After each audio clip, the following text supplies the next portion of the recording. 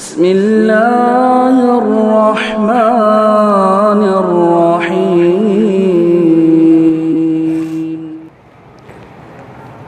السلام عليكم ورحمة الله وبركاته.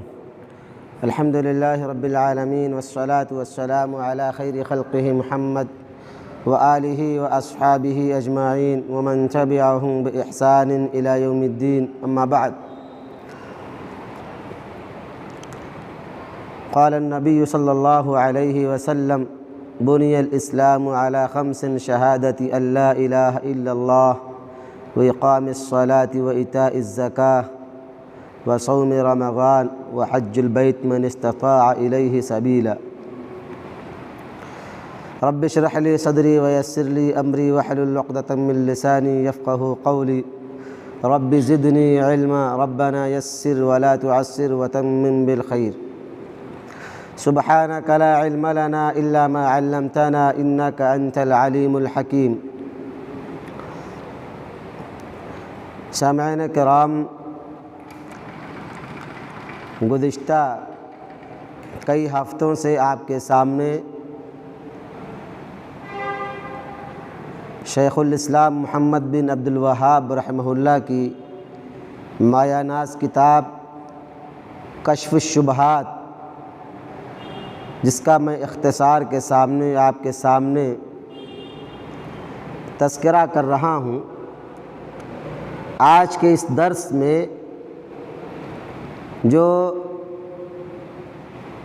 بت پرستوں اور قبر پرستوں کی طرف سے جو اعتراضات اور جو سوال اٹھائے گئے ہیں، شیخ الاسلام نے اس کا کیسے جواب دیا ہے، اس کا میں آپ کے سامنے اگلی کڑی آپ کے سامنے پیش کروں گا۔ کئی شبہات کا اور کئی اعتراضات کا جواب آپ کے سامنے دیا جا چکا ہے۔ 9واں شبہہ جو ہے، جو قبر پرست اور غلط عقیدے کے حاملین افراد اٹھاتے ہیں، وہ کہتے ہیں کہ کیف تجعلوننا مثل المشرکین الاولین ونحن اشہد ان لا الہ الا اللہ، کہ آپ ہمیں پہلے کی مشرکوں کی طرح کیسے مان سکتے ہیں، جبکہ ہمارا ایمان اور ہمارا اعتقاد یہ ہے کہ ہم اللہ پر ایمان لاتے ہیں، ہم اللہ کی وحدانیت، اس کی الوہیت اور اس کی ربوبیت کا اعتراف کرتے ہیں، تو آپ ہمیں پہلے لوگوں کی طرح مشرک کافر کیسے سمجھ سکتے ہیں؟ ان کا یہ بھی کہنا ہے کہ جو شخص اس بات کا دعویٰ کرتا ہے کہ کوئی آدمی دین کے بعض واجبات کو ادا کرتا ہے اور وہ توحید کے منافی کوئی کام کر لے تو آپ اسے کافر نہیں بول سکتے، یعنی کہ نماز بھی پڑھتا ہو، روزہ بھی رکھتا ہو، جتنے بھی واجبات ہیں اس کو وہ انجام دیتا ہو، لیکن اگر کوئی ایسا کام جو توحید کے منافی ہے، جو عقیدے کے منافی ہے، اس سے سرزد ہو جائے، اس بنا پر آپ اسے کافر یا مشرک نہیں کہہ سکتے ہیں۔ یہ اس کا سوال ہے، یہ اس کا اعتراض ہے۔ اور اب آگے چل کر شیخ الاسلام کا جواب دیتے ہیں کہ اذا تحققت ان الذين قاتلهم رسول الله اصح عقولا واخف شركا من هؤلاء، کہ جب آپ یہ بات اچھی طرح جانتے ہیں کہ ان لوگوں سے جس سے اللہ کے نبی صلی اللہ علیہ وسلم نے قتال کیا، جہاد کیا، وہ لوگ بہت زیادہ عقل والے تھے، صحیح عقل والے تھے، اور ان کا جو شرک تھا وہ ہمارے زمانے کے شرک سے ان کا شرک ہلکا تھا۔ ہمارے یہاں جو شرک کے اقسام اور جو انواع پائے جاتے ہیں، یہ شرک اس زمانے کے شرک سے بہت زیادہ گمبھیر اور خطرناک ہے، جبکہ ان کے یہاں جو شرک تھا ہمارے زمانے کے شرک سے ہلکا تھا،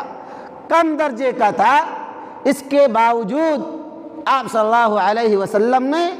ان سے قتال کیا، ان سے جہاد کیا۔ فَاعْلَمْ أَنَّ لِهَٰؤُلَاءِ شُبْهَةً يُورِدُونَهَا عَلَىٰ مَا ذَكَرْنَا وَهِيَ مِنْ أَعْظَمِ شُبَهِهِمْ فَاصْغِ سَمْعَكَ لِجَوَابِهَا۔ آگے فرماتے ہیں تو یہ بھی جان لیں کہ ان کا ایک اور شبہ ہے جسے وہ ہمارے مذکورہ دلائل پر پیش کرتے ہیں، اور یہ ان کے شبہات میں سے سب سے بڑا شبہ ہے۔ شیخ محترم فرماتے ہیں کہ اب اس کا جواب نہایتی تدبر اور نہایتی توجہ کے ساتھ سنو۔ فرماتے ہیں کہ وہ لوگ کہتے ہیں کہ ان الذین نزل فیہم القرآن لا یشہدون ان لا الہ الا اللہ ویکذبون رسول اللہ وینکرون البعث ویکذبون القرآن ویجعلونہ سحرا۔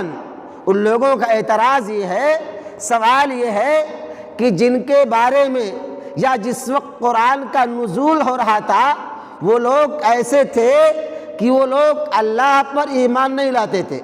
اللہ کی گواہی نہیں دے رہے تھے، اور رسول اکرم صلی اللہ علیہ وسلم کی تکذیب کر رہے تھے، جھٹلا رہے تھے، اور وَيُنْكِرُونَ الْبَعْثَ، اٹھائے جانے کا، دوبارہ اللہ کے حضور پیش کیے جانے کا، سوال و جواب ہونے کا وہ لوگ انکار کر رہے تھے، اور وہ لوگ قرآن کا بھی انکار کر رہے تھے۔ قرآن کے انکار کے ساتھ ساتھ وہ لوگ قرآن کو جادو سمجھتے تھے اور کہتے تھے کہ یہ محمد جس کی تلاوت کرتا ہے، جس کو پڑھتا ہے، یہ جادو ہے۔ تو ہمارا معاملہ ان سے برعکس ہے۔ انہیں کافر اس لیے کہا گیا کہ ان لوگوں نے اللہ پر ایمان نہیں لایا، رسول پر ایمان نہیں لائے، رسول کی تکذیب کی، قرآن کو جھٹلایا، قرآن کو جادو کہا، یہاں تک کہ مرنے کا اور مرنے کے بعد اٹھائے جانے کا ان لوگوں نے انکار کیا۔ یہ معاملہ تھا، اس لیے اللہ سبحانہ تعالی ان لوگوں کو کافر اور مشرک گردانا،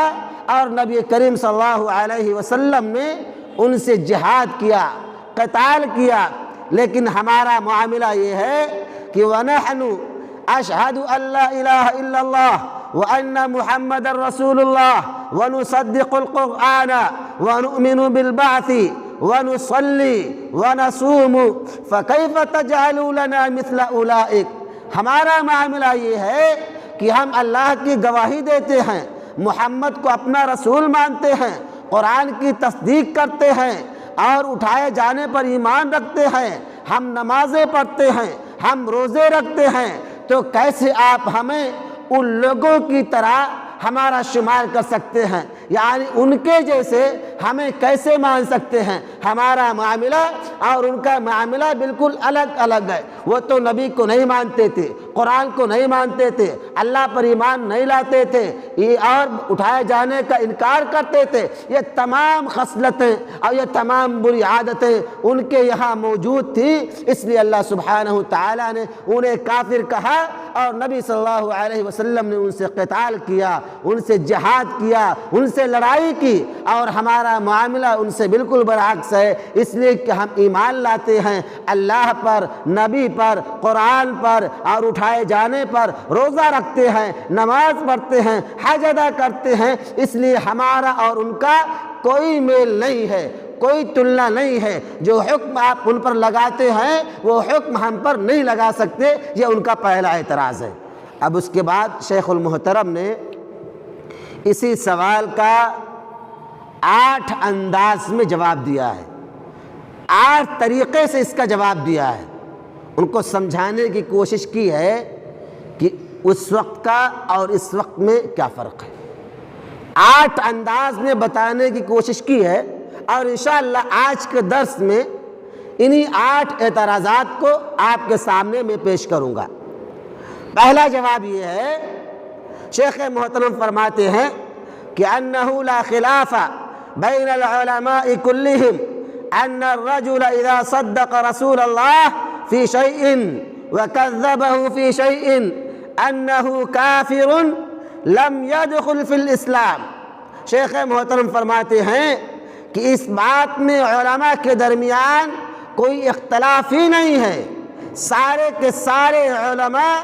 اس بات پر متفق ہیں کہ اگر کسی آدمی نے اللہ کے رسول کی کسی معاملے میں تصدیق کی اور کسی معاملے میں تکذیب کی، یعنی کوئی بات آپ کی مان لی اور کوئی بات آپ کی جھٹلا دی، تو سارے کے سارے علماء اس بات پر متفق ہیں کہ وہ کافر ہے، اسلام میں وہ داخل نہیں ہے، گرچہ وہ ایمان والا ہو، گرچہ وہ اللہ پر ایمان رکھتا ہو، گرچہ وہ اللہ کو مانتا ہو، نبی کو مانتا ہو، لیکن نبی کی بعض بات کو اس نے مان لیا اور بعض بات کا اس نے انکار کر دیا، تو علماء کا اس بات پر اتفاق ہے کہ ایسا مسلمان کافر ہے، اسلام میں اس کا کوئی حصہ نہیں ہے۔ آگے فرماتے ہیں اسی طریقے سے وَكَذَلِكَ إِذَا آمَنَ بِبَعْضِ الْقُرْآنِ وَجَحَدَ بَعْضَهُ، اسی طریقے سے بعض مسلمان اگر قرآن کے بعض حصے پر ایمان لے آئیں اور بعض حصے کا انکار کر دیں، یہ کہہ دیں کہ میں قرآن کے 20 پاروں کو تو مانتا ہوں لیکن آخر کے 10 پاروں کو نہیں مانتا، تو وہ بھی کافر ہے، اسلام میں وہ داخل نہیں ہے۔ اسی طریقے سے آپ دیکھیں ہمارے سماج میں یا ہمارے ماحول میں ایسی جماعتوں یا ایسے افراد موجود ہیں جن کا یہ ماننا ہے کہ قرآن کامل نہیں ہے، قرآن 40 پاروں پر مشتمل تھا، لوگوں نے چھپا لیا، کسی وجہ سے اسے حذف اور غائب کر دیا، اس لیے اس مکمل قرآن جو 30 پاروں پر مشتمل ہے اسے ناقص مانتے ہیں اور کہتے ہیں کہ یہ 40 پاروں کا پورا قرآن تھا۔ اگر اس طریقے کا کوئی عقیدہ کسی کا ہے تو وہ بھی کافر ہے، وہ بھی مسلمان نہیں ہے۔ اسی طریقے سے اگر کسی نے توحید کا اقرار کر لیا کہ میں توحید کو مانتا ہوں، توحید الوہیت کو مانتا ہوں، ربوبیت کو مانتا ہوں، اسماء و صفات کو مانتا ہوں، یعنی توحید کے تناظر میں جتنے شروط اور ضابطے ہیں میں سب کا اقرار کرتا ہوں، سب کو مانتا ہوں، لیکن میں نماز کے وجوب کو نہیں مانتا، وجحد وجوب الصلاۃ، نماز کے وجوب کو میں نہیں مانتا، میں نہیں مانتا کہ نماز فرض ہے۔ نماز کب فرض ہوا؟ نماز نبی کریم صلی اللہ علیہ وسلم کے نبی بنائے کے 10ویں سال فرض ہوا۔ نبی بنائے کہ ابھی آپ مکہ میں تھے، ابھی آپ مدینہ نہیں آئے تھے، جس وقت آپ کو معراج کرایا گیا، معراج جب کرایا گیا تو آپ کو نماز کی صورت میں تحفہ ملا، سن 10 نبوی میں نماز واجب کیا گیا۔ اسی طریقے سے اگر کوئی مسلمان یہ کہے کہ میں توحید کو بھی مانتا ہوں، میں نماز کو بھی مانتا ہوں، لیکن میں زکوٰۃ کے وجوب کا قائل نہیں ہوں، میں زکوٰۃ کو نہیں مانتا، زکوٰۃ فرض نہیں ہے، تو ایسا مسلمان بھی کافر ہے۔ یعنی بعض کو ماننا، بعض کو ترک کر دینا، چھوڑ دینا، اسلام میں اس کی گنجائش نہیں ہے۔ اور زکوٰۃ سن 8 ہجری میں اللہ کے نبی جناب محمد مصطفیٰ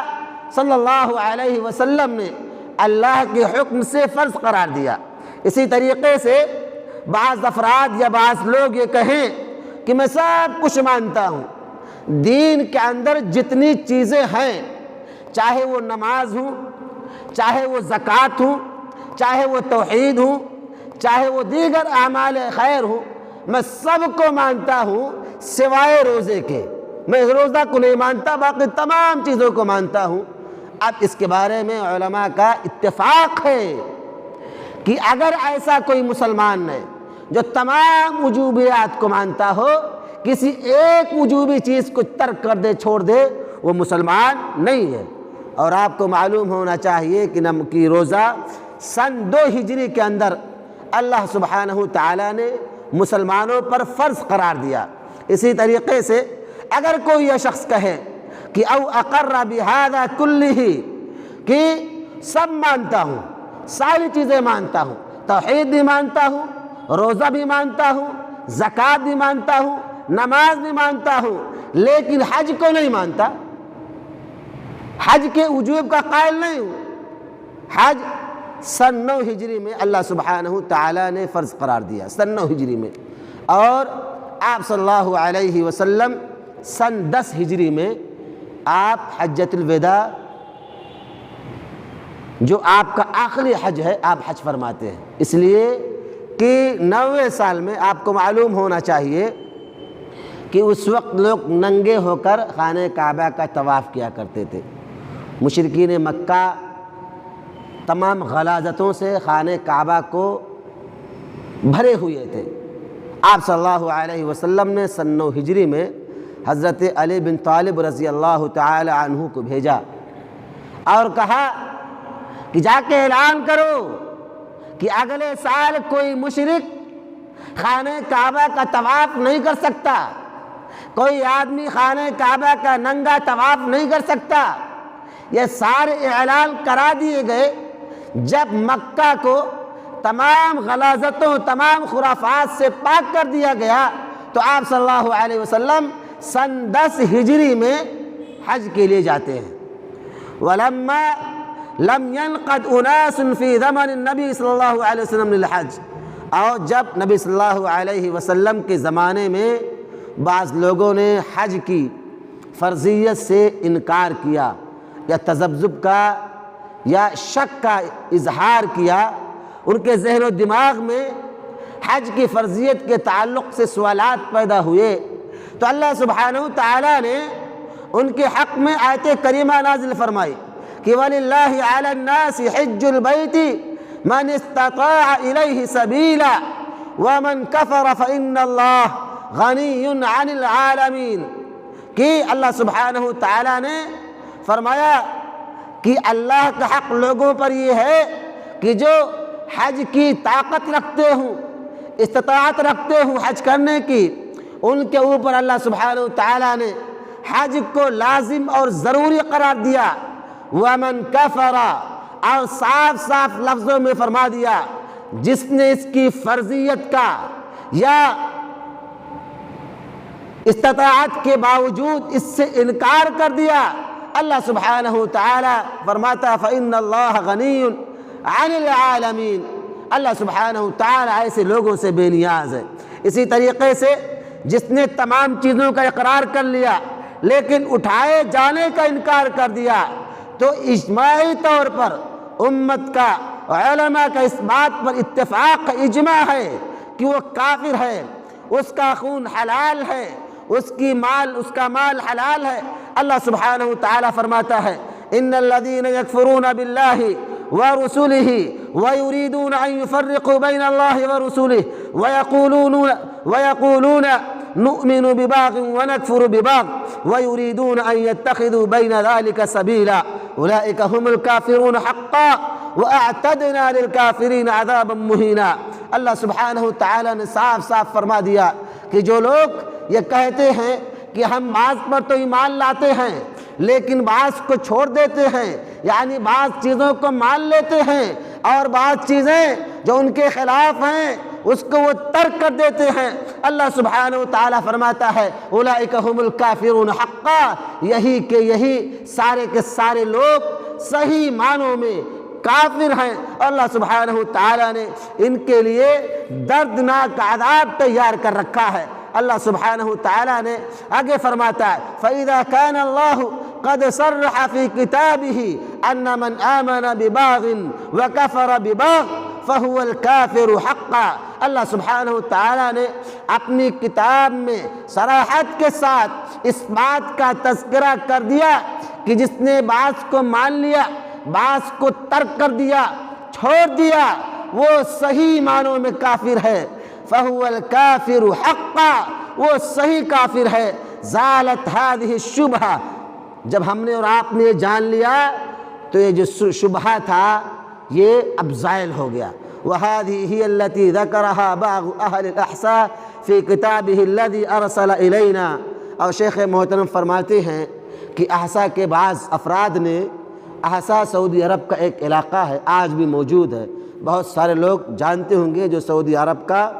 سفر کیے ہیں یا وہاں رہے ہیں۔ احسا ایک علاقہ ہے، فرماتے ہیں کہ وہاں کے بعض لوگوں نے یا بعض عالموں نے جو کتابیں لکھی ہیں اسی بات کا تذکرہ کیا ہے۔ تو جو ان کا پہلا اعتراض تھا ان لوگوں کا کہ ہم ایمان تو لاتے ہیں، تمام چیزیں کرتے ہیں، لیکن اگر ہم توحید کے منافی کوئی کام چھوٹا سا کر دیتے ہیں تو اس سے ہم کافر نہیں ہوں گے۔ شیخ محترم نے اصولوں کے ساتھ اور مثالوں کے ساتھ، دلیلوں کے ساتھ اس بات کو ثابت کیا کہ اگر کسی نے بعض کو مانا اور بعض کو ترک کر دیا تو اس کی صورت میں وہ بچ نہیں سکتا ہے، اس کا بھی انجام وہی ہوگا جو کافروں کا انجام ہے، اس کا بھی انجام وہی ہوگا جو نبی کریم صلی اللہ علیہ وسلم نے اپنے زمانے کے مشرکوں کے ساتھ کیا، اس لیے کہ ایمان کامل طور پر داخل ہونے کا نام ہے۔ اللہ فرماتا ہے یا ایھا الذین آمنوا ادخلوا فی السلم کافہ، اے لوگو اسلام کے اندر پورے کے پورے طور پر داخل ہو جاؤ، تبھی ہمارا اسلام مکمل ہوگا۔ یہ نہیں کہ ہم نمازیں پڑھتے رہیں، یہ نہیں کہ ہم زکوٰۃ دیتے رہیں اور توحید ہمارا ستیاناش ہوتا رہے، یہ نہیں ہو سکتا کہ توحید میں تو ہم کھڑے ہوں، توحید ہمارا اچھا ہو لیکن ہم نمازوں کو چھوڑ دیتے ہوں، یا نمازوں کی فرضیت کے قائل نہ ہوں، زکوٰۃ نہ دیتے ہوں، دوبارہ اٹھائے جانے کے منکر ہوں۔ اگر یہ تمام اعمال ہیں تو ہمارے مشرک اور کافر ہونے میں کوئی شک نہیں ہے۔ اسی طریقے سے شیخ محترم نے اسی سوال کا،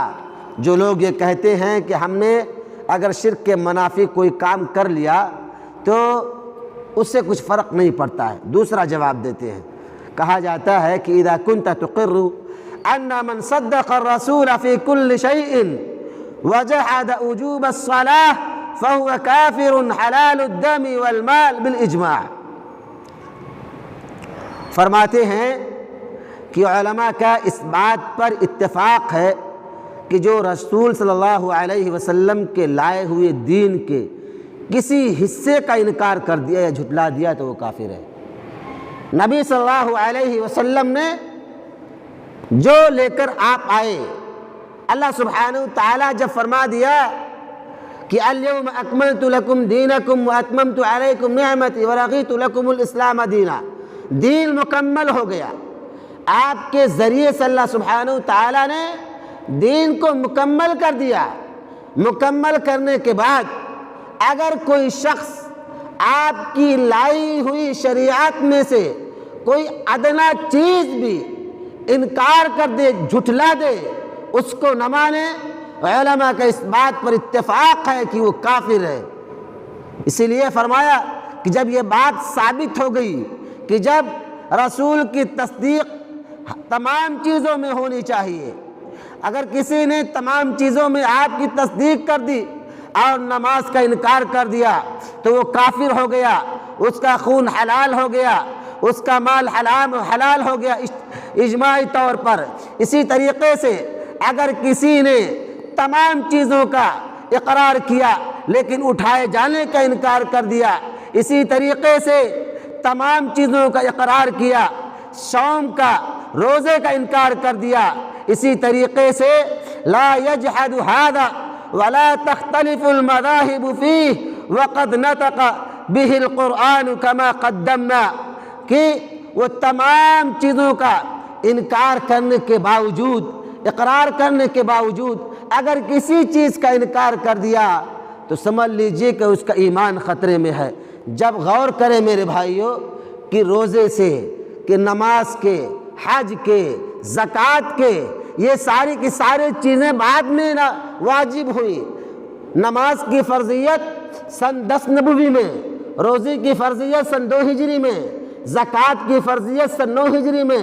اور سن 8 ہجری میں، اسی طریقے سے حج کی فرضیت سن 9 ہجری میں، یعنی ان کی فرضیت اور ان کو واجب بعد میں قرار دیا گیا، لیکن اول دن سے، پہلے دن سے جو چیز تمام مسلمانوں کے لیے واجب اور ضروری ہے وہ توحید ہے۔ فرماتے ہیں فَمَعْلُومٌ أَنَّ التَّوْحِيدَ هُوَ أَعْظَمُ فَرِيضَةٍ جَاءَ بِهَا النَّبِيُّ صلی اللہ علیہ وسلم وَهُوَ أَعْظَمُ مِنَ الصَّلَاةِ۔ فرماتے ہیں کہ توحید وہ سب سے بڑا اور سب سے عظیم فریضہ ہے جس کے ذریعے سے نبی کریم صلی اللہ علیہ وسلم اس دنیا کے اندر آئے، اور نبی ہی نہیں، آپ سے پہلے جتنے بھی انبیاء آئے اللہ سبحانہ وتعالیٰ نے سارے انبیاء کو، سارے رسولوں کو اسی توحید کو دے کر بھیجا تھا کہ جاؤ لوگوں کے درمیان توحید کو عام کرو، توحید کو بتلاؤ۔ اللہ فرماتا ہے وَلَقَدْ بَعَثْنَا فِي كُلِّ أُمَّةٍ رَسُولًا أَنِ اعْبُدُوا اللَّهَ وَاجْتَنِبُوا الطَّاغُوتَ۔ طاغوت کی عبادت کا مطلب یہ ہے کہ انسان عقیدہ توحید پر گامزن ہو جائے۔ جب انسان عقیدہ توحید پر چل پڑے گا تو اس کے یہاں پرستش غیروں کی، شیطانوں کی، طاغوت کی نہیں ہوگی۔ یہ تمام انبیاء کی بعثت کا مقصد ہے۔ نبی کریم صلی اللہ علیہ وسلم آپ کو سن 10 نبوی میں آپ کے اوپر نماز کو فرض کیا گیا۔ اس سے پہلے کے 10 سالوں تک آپ صلی اللہ علیہ وسلم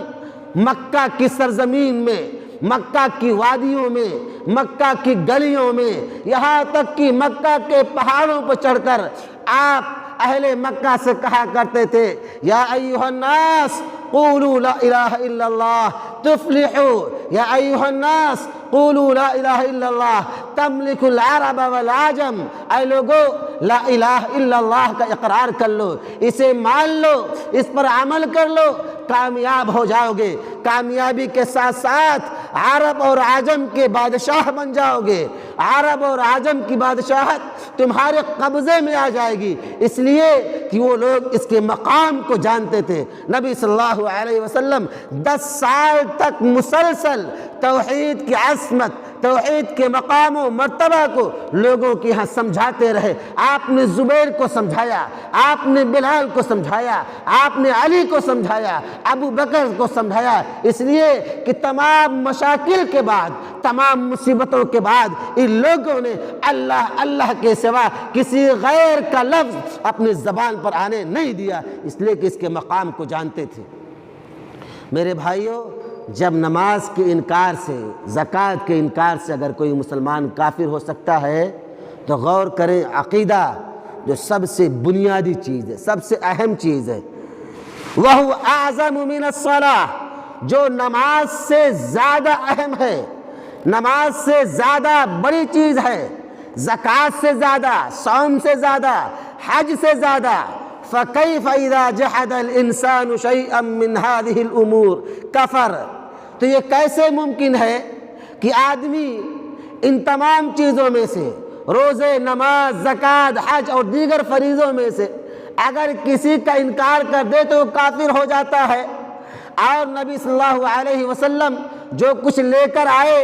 انسان جس پر عمل کرتا ہے ان میں سے کسی کا انکار کر دے تو کافر ہو جاتا ہے، اور وہ توحید کا انکار کرے تو کافر نہیں ہوگا؟ یہ کیسے ممکن ہے؟ یہ ممکن نہیں ہے۔ وَإِذَا جَحَدَ التَّوْحِيدَ، اگر اس نے توحید کا انکار کر دیا، غور کریں میرے بھائیوں، سوچیں اور سمجھیں کہ نماز کے انکار سے آدمی کافر، زکوٰۃ کے انکار سے آدمی کافر،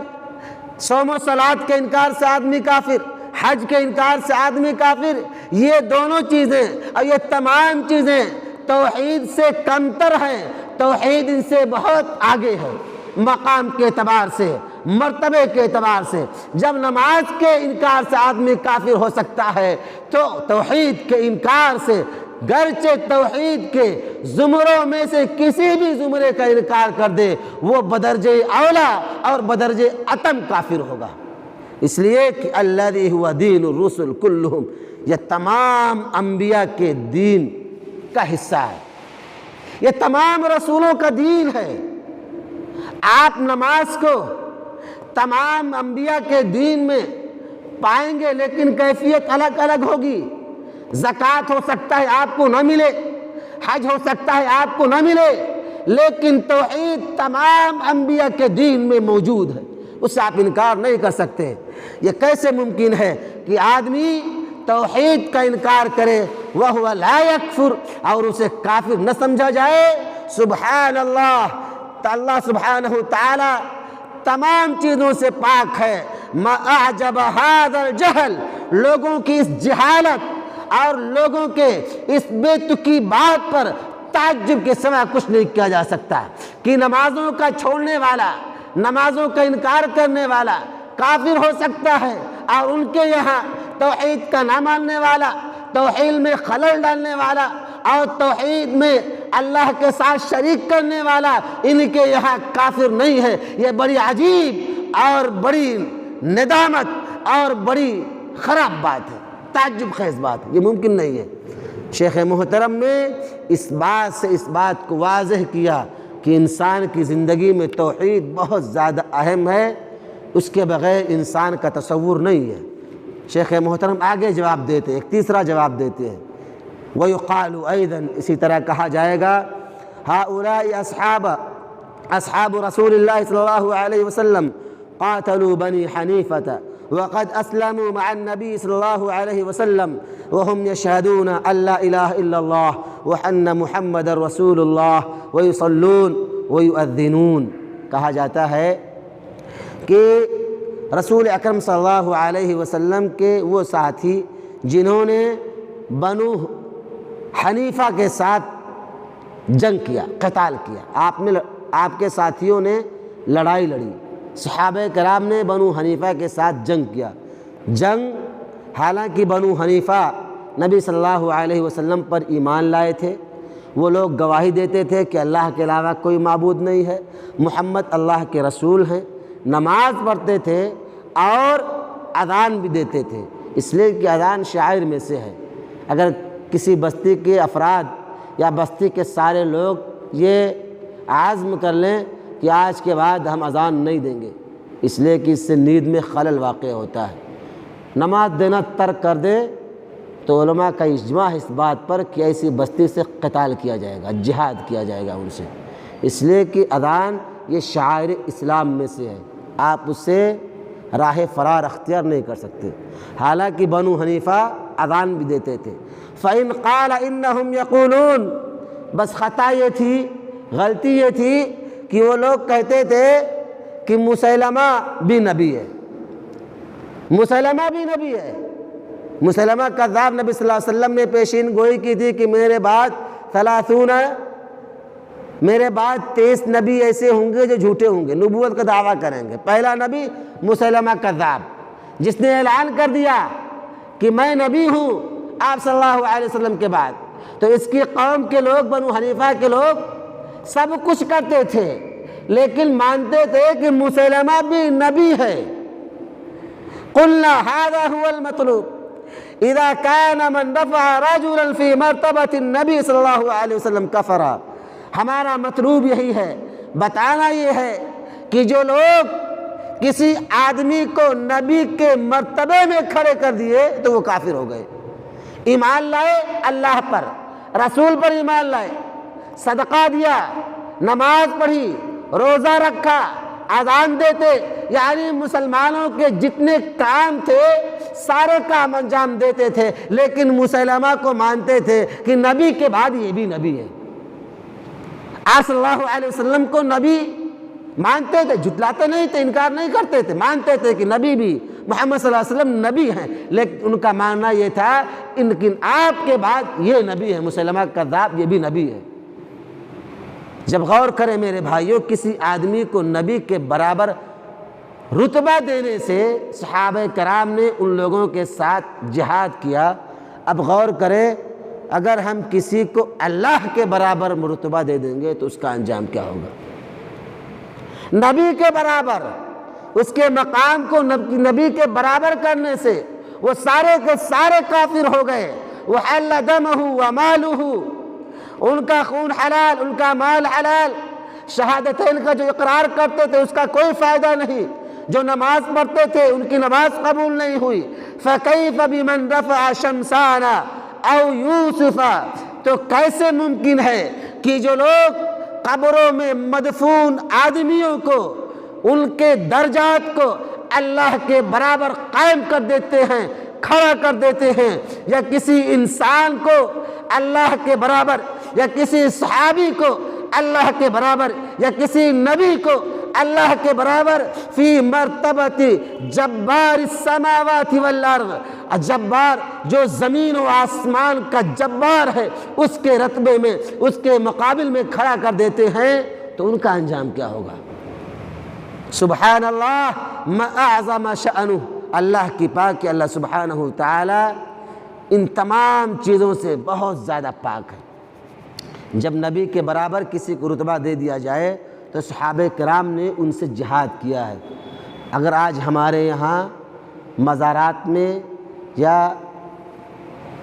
ولیوں کو یا مدفون یا پیر و مرشدوں کو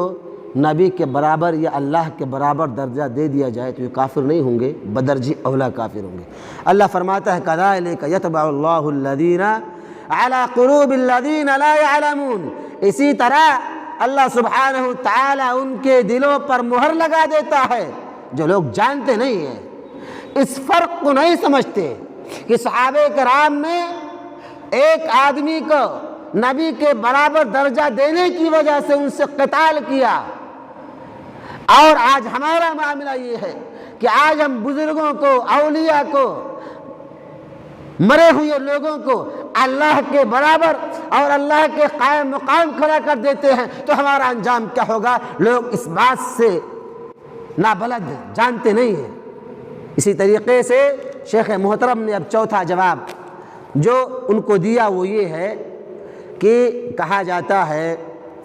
کہ الذین حرقہم علی بن ابی طالب بالنار، ان لوگوں کو جن کو حضرت علی بن طالب رضی اللہ تعالی عنہ نے آگ سے جلا دیا تھا، آگ سے جلا دیا تھا۔ علی بن طالب کون؟ علی بچوں میں سب سے پہلے اسلام لانے والے، نبی صلی اللہ علیہ وسلم کے داماد ہیں، اور آپ صلی اللہ علیہ وسلم نے فرمایا تھا خیبر کے موقع پر کہ میں کل ایک ایسے آدمی کو علم دوں گا، جھنڈا دوں گا، جو جس سے اللہ محبت کرتا ہے اور اس کے رسول بھی محبت کرتے ہیں۔ حضرت علی رضی اللہ تعالی عنہ کو جھنڈا دیا گیا، یہ مقام ہے۔ نبی حضرت علی رضی اللہ تعالی اور حضرت علی کا قاتل عبد الرحمن بن ملجم ہے، انہوں نے آپ کو قتل کر دیا تھا، آپ کو شہید کر دیا تھا۔ حضرت علی رضی اللہ تعالی عنہ نے اپنے دور امارت میں، دور خلافت میں لوگوں کو آگ سے جلا دیا تھا۔ بعض میں حضرت غالباً عبداللہ ابن مسعود یا عبداللہ ابن عباس رضی اللہ عنہما نے انہیں بتلایا کہ آگ سے جلانے کی ممانعات موجود ہیں۔ نبی کریم صلی اللہ علیہ وسلم نے منع فرمایا ہے کہ کوئی انسان کسی کو آگ کا عذاب نہ دے، کیونکہ یہ عذاب اللہ کے لیے خاص ہے۔ اللہ سبحانہ تعالیٰ بندوں کو، لوگوں کو آگ کا عذاب دے گا، تو اس دنیا میں کسی کو آگ کا عذاب نہ دیا جائے۔ تو انہوں نے پھر توبہ کر لی اور اس سے باز آ گئے۔ تو جن کو ان لوگوں نے، جن کو حضرت علی رضی اللہ تعالی عنہ نے آگ سے جلایا تھا، ان کا کیا قصور کیا تھا؟ سب کے سب اسلام کے دعوے دار تھے، اور وہ حضرت علی کے حواری اور مماری تھے، حضرت علی کے شہدائی تھے، حضرت علی کے عقیدت مند تھے۔ وَتَعَلَّمُوا الْعِلْمَ مِنَ الصَّحَابَةِ، ان لوگوں نے علم صحابہ کرام سے سیکھی تھی۔ وَلَكِنْ اعْتَقَدُوا فِي عَلِيٍّ مِثْلَ الْاعْتِقَادِ فِي يُوسُفَ وَشَمْشَانَ وَأَمْثَالِهِمَا، لیکن ان کا اعتقاد یہ تھا، ان کا ماننا یہ تھا کہ وہ لوگ حضرت علی رضی اللہ تعالی عنہ کو ایسے مانتے تھے جیسے آج ہمارے زمانے میں مزاروں میں، قبروں میں مدفون افراد کو اللہ کے برابر مانتے ہیں۔ آج لوگ اللہ کے بجائے قبروں میں مدفون افراد سے دعائیں کرتے ہیں، ان سے فریادیں مانگتے ہیں، ان سے سوالات کرتے ہیں، ان سے دعا کرتے ہیں، یعنی جو حق اللہ کا ہے اس حق کو قبروں میں مدفون افراد کو دے دیتے ہیں۔ تو ان لوگوں نے جو علی رضی اللہ تعالی عنہ کے حواری اور مواری تھے، جو آپ کے عقیدت مند تھے، ان لوگوں نے بھی حضرت علی رضی اللہ تعالی عنہ کو الہ مان لیا تھا، آپ کو اللہ مان لیا تھا۔ جب ایسا کیا تو علی رضی اللہ تعالی عنہ نے اپنے نوکر قنبر کو فرمایا، اسے بلایا اور کہا کہ قبر کھودو۔ آپ کا نوکر، آپ کا خادم قبر کھودتا، علی رضی اللہ تعالی عنہ بلاتے ان کو، اپنے حواریوں کو، اور پوچھتے کہ کیا میں اللہ ہوں؟ تمہارا کیا عقیدہ ہے؟ وہ لوگ آپ کو کہتے ہیں کہ آپ اللہ ہیں۔ ان سے کہا جاتا ہے کہ یا تو توبہ کرو یا تو آگ میں جلا دیے جاؤ گے۔ نہیں توبہ نہیں کر سکتے۔ چنانچہ علی رضی اللہ تعالی عنہ نے انہیں گڑھوں میں ڈال کر آگ کے حوالے کر دیا۔ آج بھی ہمارے یہاں دیکھیں، بتائیں ان کو، سمجھائیں کہ یہ شرک ہے، یہ اللہ کا حق ہے، اللہ کی جو کوالٹیز ہیں انسان کے اندر نہیں آ سکتی ہیں، نہیں مانتے اس بات کو۔ علی رضی اللہ تعالی عنہ نے بلایا، پوچھا اب بھی موقع ہے، اپنی بات سے پھر جاؤ، نہیں پھرے، اور حضرت علی رضی اللہ تعالی عنہ نے ان سب کو آگ کے حوالے کر دیا۔ فَكَيْفَ أَجْمَعَ الصَّحَابَةُ عَلَىٰ قَتْلِهِمْ وَكُفْرِهِمْ؟ تو یہ کیسے ممکن ہے کہ اللہ سبحانہ تعالیٰ نے صحابہ کرام کو ان کے قتل کرنے پر اور ان کے کافر ہونے کے ماننے پر کیسے اکٹھا کر دیا؟ اس لیے اکٹھا کیا کیونکہ یہ جانتے تھے کہ یہ کفری عقیدہ ہے، یہ توحید کے منافی ہے۔ أَتَظُنُّونَ أَنَّ الصَّحَابَةَ يُكَفِّرُونَ الْمُسْلِمُونَ؟ کیا تمہارا گمان یہ ہے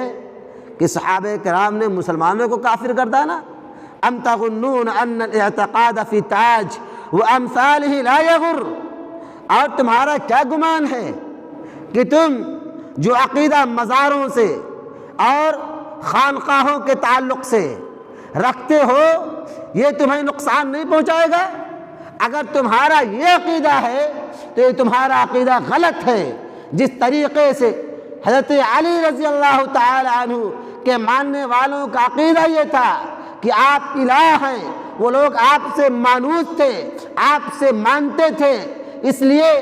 صحابہ کرام نے اور علی رضی اللہ تعالی عنہ نے ان کے اس عقیدے کی وجہ سے انہیں مار ڈالا، انہیں آگ کے حوالے کر دیا۔ اور تمہارا انہی کی طرح عقیدہ رکھنا کہ مزارات اور اولیاء، پیر و مرشد، بابا، طرح طرح کے جو نام ہیں، یہ تمام کے تمام سے عقیدہ رکھنے میں کوئی نقصان نہیں ہے، یہ سراسر غلط اور بے بنیاد بات ہے۔ اسی طریقے سے والاعتقاد فی علی ابن ابی طالب رضی اللہ تعالی عنہ یکفر، جن لوگوں نے علی رضی اللہ تعالی عنہ کے ساتھ یہ اعتقاد رکھا، عقیدت رکھا،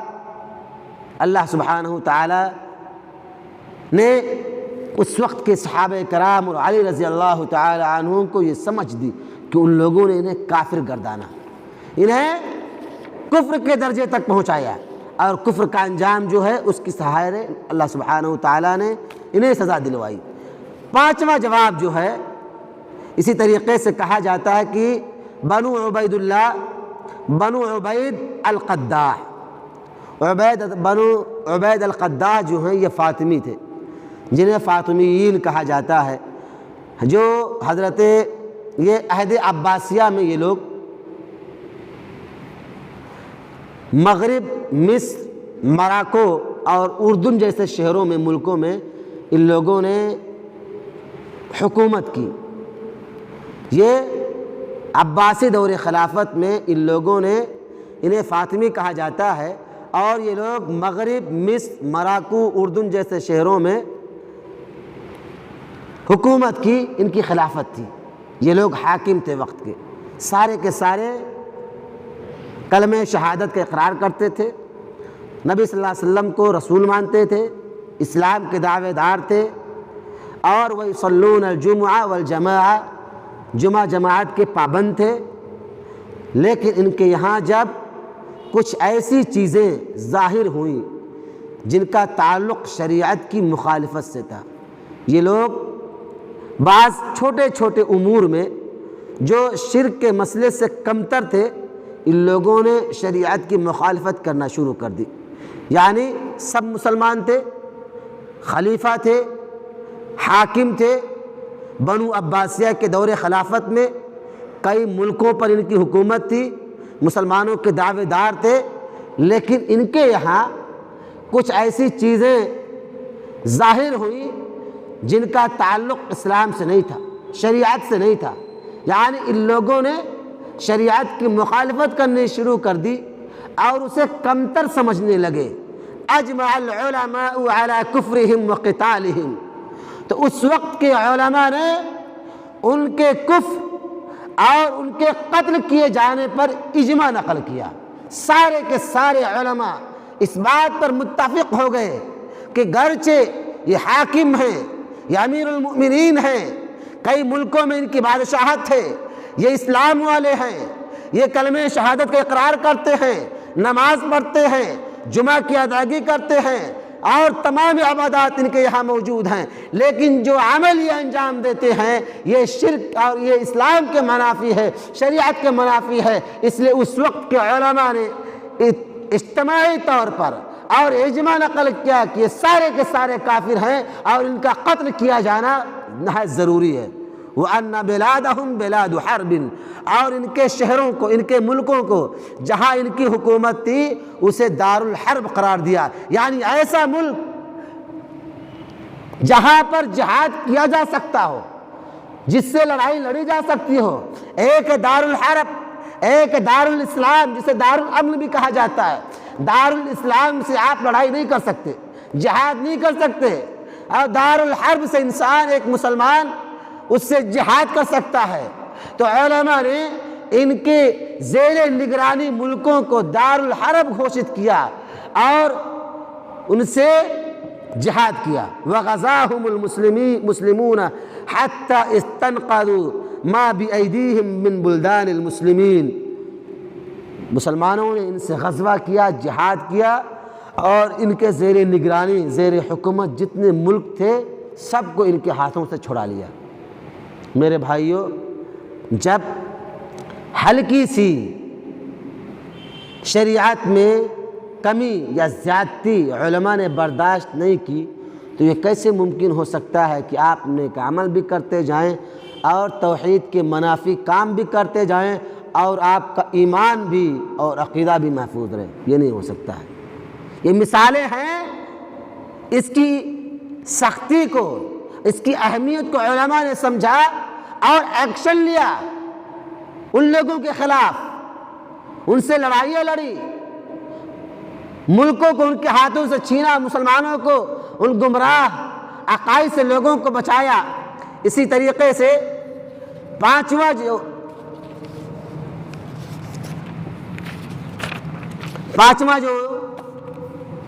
جواب دیا ہے،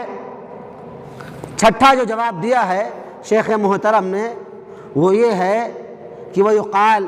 اسی طرح کہا جاتا ہے کہ اذا كان الاولون لم يكفروا الا انهم جمعوا بين الشرك وتكذيب الرسول والقرآن وانكار البعث وغير ذلك۔ کہا جاتا ہے کہ یہ لوگ سوال کرتے ہیں، اعتراض کرتے ہیں کہ جو پہلے کے لوگ تھے ان کو مشرک، کافر اس لیے گردانا گیا کہ ان کے اندر تمام چیزیں اکٹھا ہو گئی تھی۔ ان کے یہاں شرک بھی تھا، رسول کو جھٹلاتے بھی تھے، قرآن کو نہیں مانتے تھے، اٹھائے جانے کا انکار کرتے تھے، یعنی جتنی بھی چیزیں ہیں تمام چیزیں ان کے یہاں اکٹھا تھیں۔ اس لیے اللہ سبحانہ تعالیٰ نے انہیں کافر مانا، نبی صلی اللہ علیہ وسلم نے ان سے جہاد کیا۔ ہمارا تو معاملہ ان جیسا نہیں ہے، ہم تو سب مانتے ہیں، سب چیزوں کا اقرار کرتے ہیں، عقیدے میں تھوڑی سی گڑبڑی ہے، تو اس کی بنیاد پر ہمارا مسئلہ یا ہمارے ساتھ وہ عمل، ہمارے ساتھ وہ تعامل جیسے پہلے لوگوں کے ساتھ کیا گیا نہیں کیا جا سکتا۔ جواب دیا جاتا ہے کہ فما معنى الباب الذي ذكر العلماء في كل مذهب باب حكم المرتد وهو المسلم الذي يكفر بعد اسلامه۔ شیخ محترم جواب دیتے ہیں تو پھر اس باب کا کیا معنی ہوگا جس کو تمام مذاہب کے علماء نے اپنی کتابوں کے اندر، ہر مسلک کے عالم نے، خواہ کسی بھی مسلک کے کتاب اس کے یہاں یہ باب موجود ہے، باب حکم المرتد، مرتد کے حکم کا باب، یعنی مرتد کے حکم کا بیان کہ مرتد کے ساتھ کیا سلوک کیا جائے گا۔ اگر یہی معنی ہے تو پھر اس کو ذکر کرنے کی ضرورت کیا تھی؟ اس لیے کہ وَهُوَ الْمُسْلِمُ الَّذِي، یہ ان مسلموں کے لیے ہے جو تو پہلے اسلام لائے لیکن اپنے اسلام کے بعد وہ لوگ کفر کر گئے۔ ثم ذکروا انواعا کثیرہ، پھر مرتد کے تعلق سے بہت ساری قسموں کو، انواع کو بیان کیا گیا، ذکر کیا۔ کل نوع منہا، اور ان میں سے جتنی اقسام کو، جتنی انواع کو ذکر کیا، تمام انواع کو علماء نے کافر مانا، کفر مانا، اور یہ بھی کہا کہ ان قسموں میں سے، ان اقسام میں سے اگر کسی مسلمان کے یہاں کوئی قسم پائی جائے گی وَيَحِلُّ دَمُ الرَّجُلِ وَمَالُهُ، تو اس آدمی کا خون، اس کا مال حلال ہوگا، یعنی وہ کافر مانا جائے گا۔ حتی انہم ذکروا اشیاء یسیرہ، یہاں تک کہ ان کے تعلق سے کچھ چیزیں ذکر کی گئی۔ عند من فعلها مثل کلمة یذکرها بلسانه دون قلبه او کلمة یذکرها على وجه المزح واللعب، یہ بھی ذکر کیا گیا کہ گرچہ اس کا کہنے والا صرف زبان سے کہے، دل سے نہ کہے، اگر کوئی ایسا لفظ نکل گیا جو صرف زبان سے ہو، اس کا تعلق دل سے نہ ہو، اس کو بھی علماء نے کافر مانا ہے۔ اسی طریقے سے کسی ایسے کلمے کا اقرار یا کیسے کلمے کو ادا کیا گیا جو بطور مذاق، آپ یاد کریں اللہ کے نبی جناب محمد مصطفیٰ صلی اللہ علیہ وسلم غزوہ تبوک جا رہے تھے، آپ کے ساتھ کچھ منافق بھی جا رہے تھے، پیچھے پیچھے باتیں کر رہے تھے، قراؤں کے دیکھو بڑے بڑے پیٹ والے، بڑے بڑے سرین والے، یہ کیا لڑیں گے، سب بزدل ہیں۔ صحابہ کرام کو یہ کہہ رہے تھے جو آپ کے ساتھ جنگ کرنے غزوہ تبوک جا رہے تھے، صحابہ کرام کو برا بھلا کہا، ان کی توہین کی، اہانت کی۔ یہ بات آپ صلی اللہ علیہ وسلم تک پہنچی تو ان لوگوں نے کہا اللہ کے صلی اللہ علیہ وسلم ہمارا مقصد صرف مذاق تھا، کچھ نہیں تھا، بطور مذاق ہم کہہ رہے تھے، دل سے نہیں کہہ رہے تھے۔ اللہ سبحانہ وتعالی فرماتا ہے یحلفون باللہ ما قالوا وَلَقَدْ قَالُوا كَلِمَةَ الْكُفْرِ وَكَفَرُوا بَعْدَ إِسْلَامِهِمْ وَهَمُّوا بِمَا لَمْ يَنَالُوا۔ اللہ سبحانہ وتعالی نے فرمایا کہ اب یہ لوگ قسمیں کھا رہے ہیں کہ میرے کہنے کا مقصد یہ نہیں تھا، حالانکہ ان لوگوں نے کفریہ کلمے کا ارتکاب کیا ہے، اس کو ادا کیا ہے، اور ان لوگوں نے اسی چیز کا ارادہ کیا جو یہ کہنا چاہتے تھے، گرچہ آپ زبان سے کچھ بھی کہہ رہے ہوں۔ تو زبان سے بسا اوقات کہہ دینا بھی خطرے سے خالی نہیں ہے۔ اسی لیے دیکھیں علماء نے جو کفر کی تقسیم بیان کی ہے، کفر ایک وہ ہے، کفر کی دو قسمیں ہیں، کفر اکبر، کفر اصغر۔ کفر اکبر یہ ہے کہ آدمی اس سے خارج عن الملہ ہو جائے گا، ملت سے خارج، اور کفر اصغر جو ملت سے خارج نہیں ہوگا لیکن اسے توبہ کی سخت ضرورت ہے۔ اور اسی طریقے سے علماء کرام نے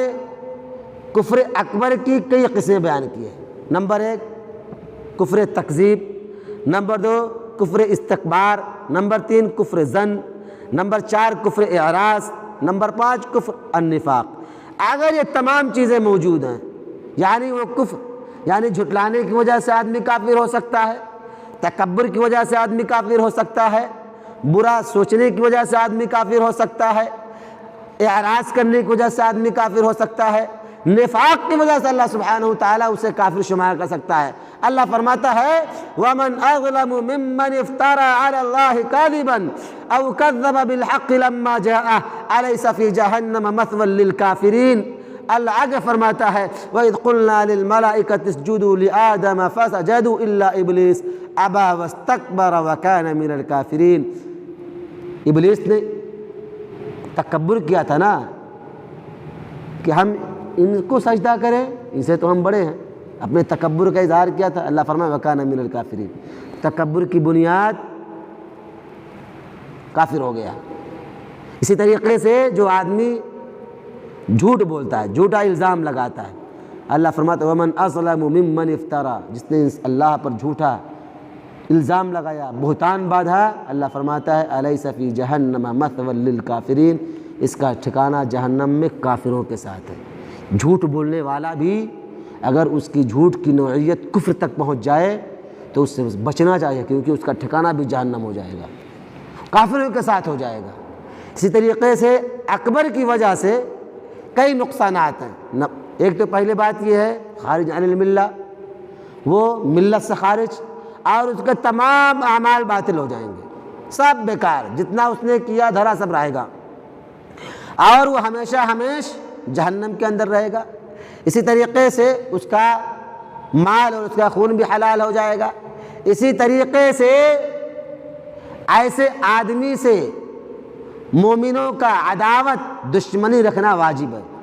جس کے یہاں کفر اکبر موجود ہے، ایسے کافروں سے مومن شخص، ایک مسلمان شخص بغض اور عداوت رکھے۔ اسی طریقے سے آگے ساتویں چیز جو بیان کی جاتی ہے، اختصار کے ساتھ بات ختم کر رہے ہیں، اختصار کے ساتھ ساتویں جو جواب دیا گیا ہے، ساتواں جواب وہ یہ ہے کہ الذین قال اللہ فیہم یحلفون باللہ ما قالوا ولقد قالوا کلمۃ الکفر وکفروا بعد اسلامہم اما سمعت اللہ کفرہم بکلمہ۔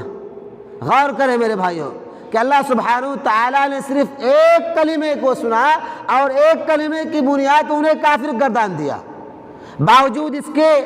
کہ رسول کے زمانے میں موجود ہیں، ان کے ساتھ جہاد کر رہے ہیں، ان کے ساتھ نماز پڑھ رہے ہیں، زکوٰۃ دے رہے ہیں، حج کر رہے ہیں، اور اللہ کو اکیلا مان بھی رہے ہیں، لیکن چونکہ اللہ نے ایک کلمہ سنا، جو مذاق اڑا رہے تھے، ایک کلمہ سنا، کفرہم، اللہ سبحانہ تعالیٰ نے ایک کلمے کی بنیاد پر سب کو کافر مانا۔ وَكَذَلِكَ قَالَ اللَّهُ فِيهِمْ قُلْ أَبِاللَّهِ وَآيَاتِهِ وَرَسُولِهِ كُنْتُمْ تَسْتَهْزِئُونَ، تم اللہ اور اس کی آیتوں، اس کے رسولوں کے بارے میں مذاق کر رہے تھے؟ لَا تَعْتَذِرُوا قَدْ كَفَرْتُمْ بَعْدَ إِيمَانِكُمْ، کفر کے بعد، ایمان لانے کے بعد جب کافر ہو گئے تو آپ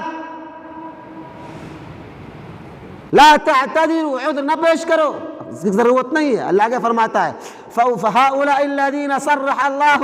أَنَّهُمْ كَفَرُوا بَعْدَ إِيمَانِهِمْ وَهُمْ مَعَ رَسُولِ اللَّهِ فِي غَزْوَةِ تَبُوكَ قَالُوا كَلِمَةً ذَكَرُوا أَنَّهُمْ قَالُوهَا عَلَى وَجْهِ الْمَزْحِ۔ اللہ سبحانہ وتعالیٰ فرماتا ہے کہ ان لوگوں نے صرف ایک جملہ کی، ایک جملے کی صراحت کی، باوجود اس کے کہ نبی کے ساتھ غزوہ تبوک میں جہاد کے لیے جا رہے تھے، اللہ نے ایک کلمے کی وجہ سے انہیں کافر مانا اور ان کے کفر پر مہر لگا دی۔ فَتَأَمَّلْ فِي هَذِهِ الشُّبْهَةِ، اس شبہے پر غور کریں، وَهِيَ قَوْلُهُمْ، ان کا یہ کہنا، تُكَفِّرُونَ الْمُسْلِمِينَ أُنَاسًا يشهدون أن لا إله إلا الله ويصلون ويصومون، ثم تأمل جوابها فإنه من أنفع ما في هذه الأوراق۔ اس شبہے پر غور کریں، جو لوگ آپ سے یہ کہتے ہیں کہ آپ ایسے مسلمانوں کو کافر مانتے ہیں، مشرک مانتے ہیں، جو اللہ پر ایمان لاتے ہیں، اللہ کی گواہی دیتے ہیں، نماز پڑھتے ہیں، روزہ رکھتے ہیں، پھر اللہ کے اس جواب پر غور کریں کہ جو غزوہ تبوک میں جا رہے تھے، جہاد کے لیے جا رہے تھے،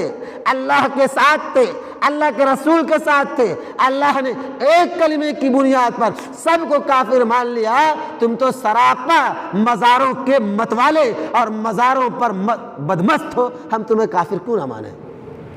اللہ نے صرف ایک کلمے کی بنیاد پر ان لوگوں نے صرف صحابہ کرام کی مذاق اڑائی تھی،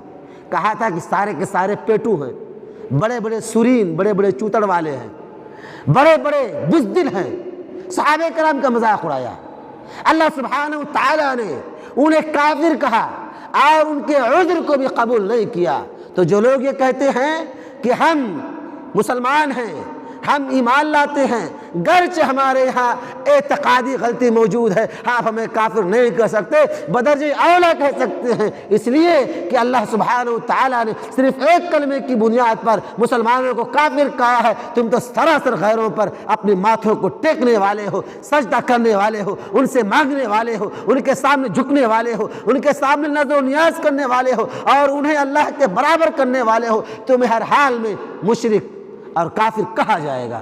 اللہ سبحانہ وتعالیٰ فرمایا ثم تأمل جوابها، اس جواب پر میرے بھائیوں غور کرو، دھیان سے اس جواب کو پڑھو،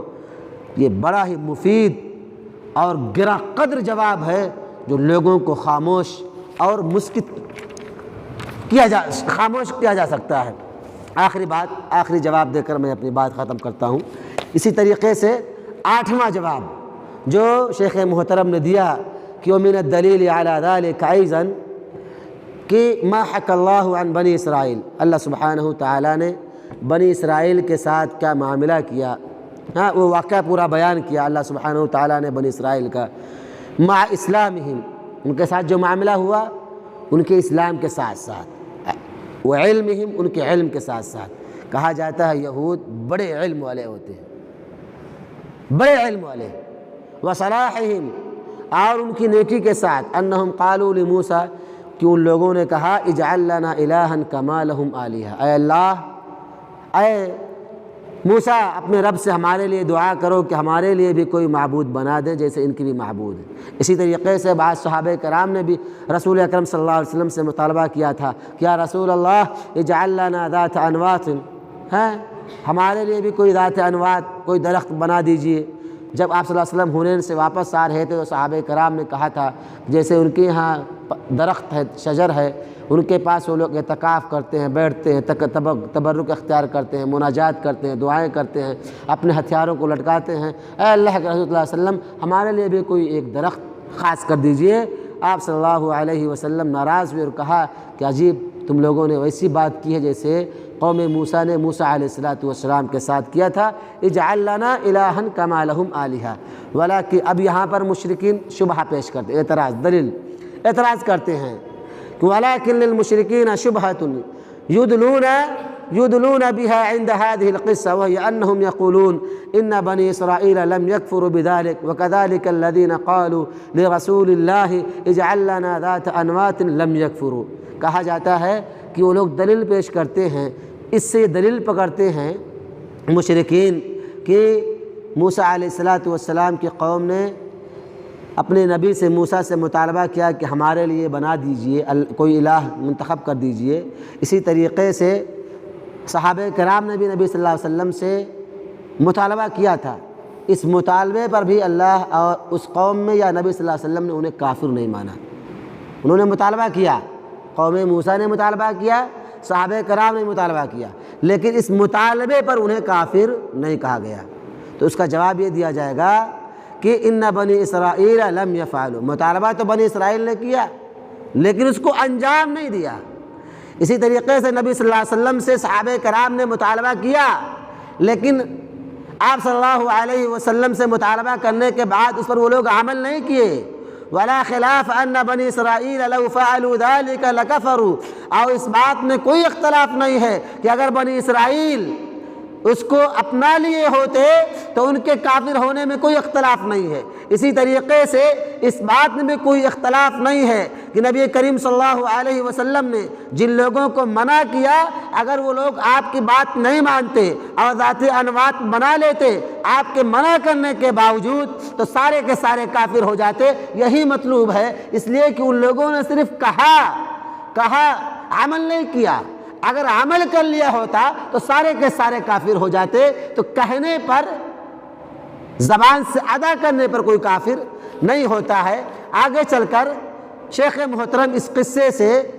بڑی اہم بات بتانا چاہتے ہیں، ولیکن هذه القصة تفيد ان المسلم بل العالم قد يقع في انواع من الشرك لا يدري۔ اس قصے سے یہ فائدہ ملتا ہے کہ بسا اوقات کوئی مسلمان یا کوئی عالم بھی شرک میں مبتلا ہو سکتا ہے لا علمی کی بنیاد پر،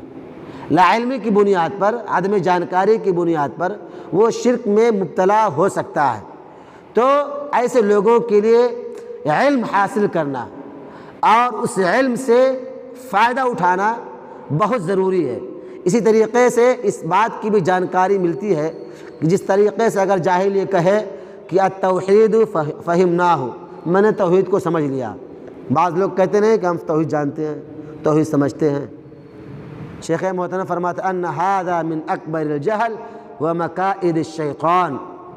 کسی عام آدمی کا، کسی جاہل انسان کا یہ کہنا کہ میں توحید کو جانتا ہوں، سمجھتا ہوں، اس سے بڑا جہالت یا اس سے بڑا جاہل اور